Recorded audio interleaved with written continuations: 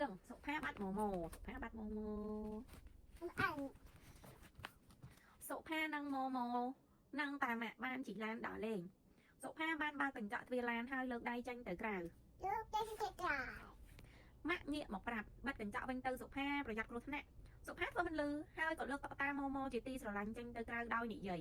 ខ្យល់ត្រជាក់ទេម៉ូម៉ូខ្លាច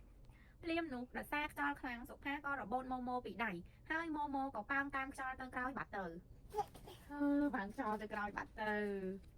សុផាស្រែកយំម៉ូម៉ូទៅបាត់ហើយ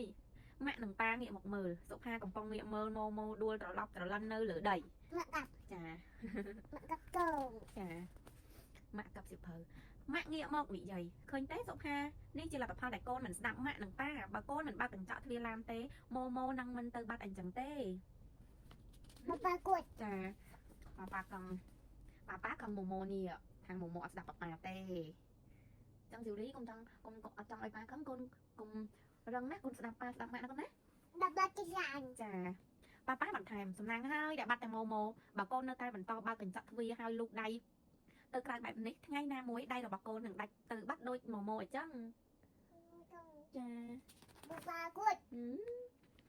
សុផាភ័យណាស់ប្រញាប់បាត់កញ្ចក់ទ្វារឡានហើយលើកដៃសុំទោសប៉ាម៉ាក់កូនសុំទោសប៉ាម៉ាក់ថ្ងៃក្រោយកូនឈប់បាត់កញ្ចក់ទ្វារឡានពេលកំពុងធ្វើដំណើរទៀតហើយ